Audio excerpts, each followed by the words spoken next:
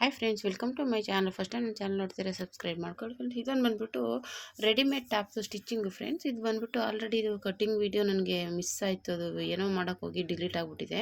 ಹಂಗಾಗಿ ಇದು stitching video ತೋರಿಸ್ತಾ ಇದ್ದೀನಿ. ಇದೇ ಒಂಥರ ಡಿಸೈನ್ ಆಗಿತ್ತು ದೊಡ್ಡದಾಗಿ. ಅದನ್ನು ಕಟ್ ಮಾಡಿ ಅದೇ ಬಟ್ಟೆನ ಸ್ಲೀವ್ಸಿಗೆ ಕೊಡಿ ಅಂತ ಹೇಳಿದರು.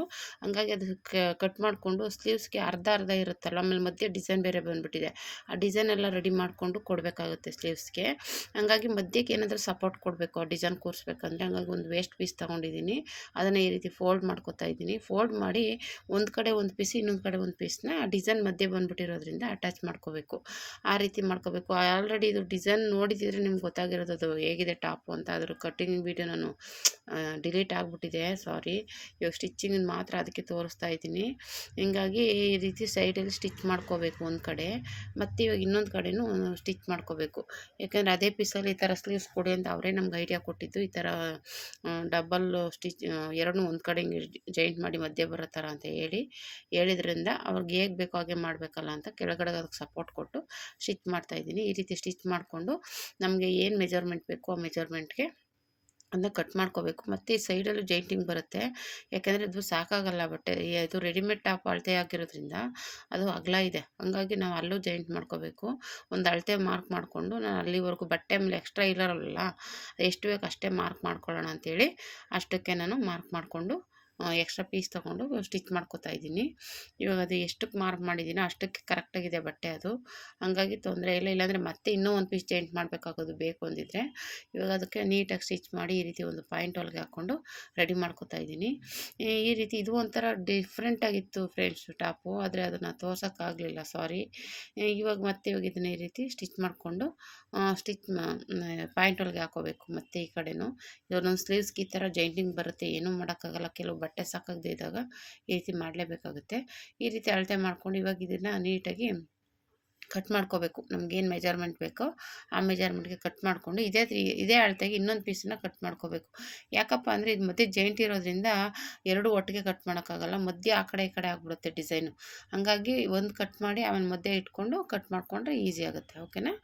ಈ ಡಿಸೈನ್ ಇರೋದ್ರಿಂದ ಅಷ್ಟೇ. ಡಿಸೈನ್ ಇಲ್ಲಾಂದರೆ ಒಟ್ಟಿಗೆ ಕಟ್ ಮಾಡ್ಕೋಬೋದು. ಡಿಸೈನ್ ಇಲ್ಲ ಅಂದಾಗ ಇದ್ದರೆ ಆ ರೀತಿ ಮಾಡ್ಕೊಳ್ಳಿ. ಒಂದು ಪೀಸ್ ಕಟ್ ಮಾಡಿಬಿಟ್ಟು ಆಮೇಲೆ ಅದನ್ನು ಇಟ್ಟು ಸ್ಟಿಚ್ ಮಾಡ್ಕೊಳ್ಳಿ.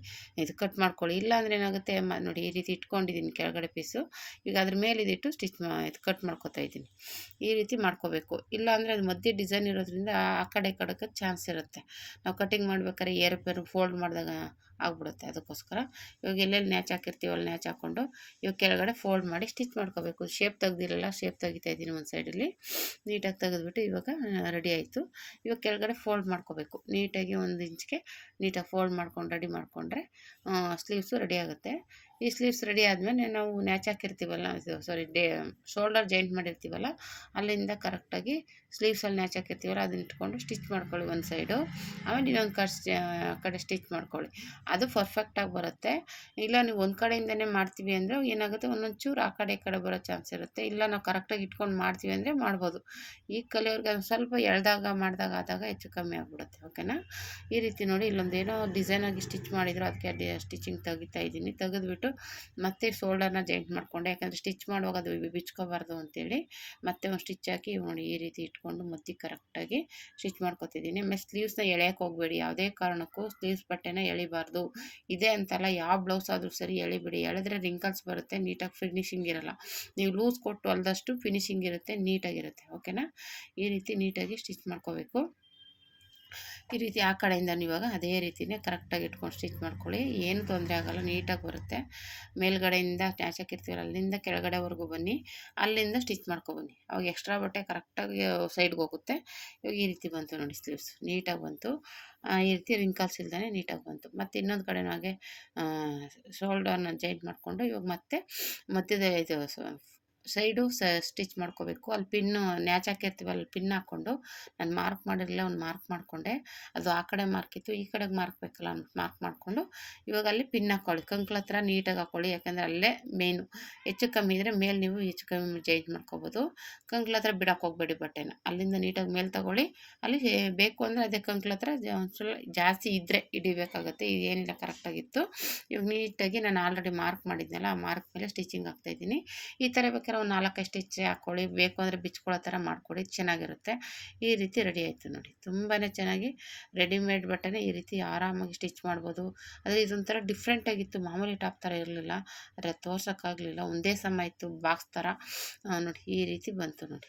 ನನಗೂ ಕರೆಕ್ಟಾಗಿದೆಯಾ ಅಂತ ಒಂದು ಸಲ ಚೆಕ್ ಮಾಡಿದೆ, ಯಾಕೆಂದರೆ ಹೆಚ್ಚು ಕಮ್ಮಿ ಆದರೆ ನೋಡ್ಕೋಬೇಕಲ್ವ ಅಂದ್ಬಿಟ್ಟು ಮೆಜರ್ಮೆಂಟ್ ನೋಡಿದೆ, ಕರೆಕ್ಟಾಗಿತ್ತು. ಈಗ ಸೈಡಲ್ಲಿ ಅದು ಸೈಡ್ ಓಪನ್ ಇತ್ತಲ್ಲ, ಅದು ಸ್ಟಿಚ್ ಮಾಡ್ಕೊತಾ ಇದ್ದೀನಿ. ಅದನ್ನು ನೀಟಾಗಿ ನಾನು ಇವಾಗ ತೋರಿಸ್ನಲ್ಲ ಆ ರೀತಿ ಸ್ಟಿಚ್ ಮಾಡ್ಕೊಳ್ಳಿ, ನೀಟಾಗಿರುತ್ತೆ. ಈ ರೀತಿ ಸ್ಟಿಚ್ ಮಾಡ್ಕೊಂಡಾದ್ಮೇಲೆ ಕೆಳಗಡೆ ಏನು ಡಿಸೈನ್ ಇದೆ ಅಲ್ಲೇನು ಸ್ಟಿಚ್ ಮಾಡೋಂಗಿಲ್ಲ, ಸೈಡಲ್ಲಿ ಸ್ಟಿಚ್ ಮಾಡಿಕೊಂಡ್ರೆ ಸಾಕು. ಈ ರೀತಿ ರೆಡಿಮೇಡ್ ಟಾಪ್ನ ಆರಾಮಾಗಿ ಸ್ಟಿಚ್ ಮಾಡ್ಬೋದು. ನಾನು ಆಲ್ರೆಡಿ ಬೇರೆ ಟಾಪ್ ಸ್ಟಿಚಿಂಗ್ ಮಾಡೋದು ಹಾಕಿದ್ದೀನಿ, ಅದೇ ಇದೊಂಥರ ಡಿಫ್ರೆಂಟಾಗಿರೋ ಟಾಪು.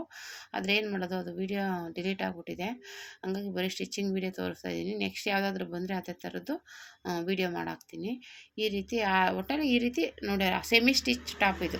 ಆಲ್ರೆಡಿ ನೆಕ್ಕೆಲ್ಲ ರೆಡಿ ಇದೆ, ಸೈಡಲ್ಲಿ ಮಾತ್ರ ಕಟ್ ಮಾಡಿ ಸ್ಟಿಚ್ ಮಾಡಿರೋದು, ಅವ್ರಿಗೆ ಯಾವ ರೀತಿ ಬೇಕೋ ಆ ರೀತಿ. ಓಕೆನಾ?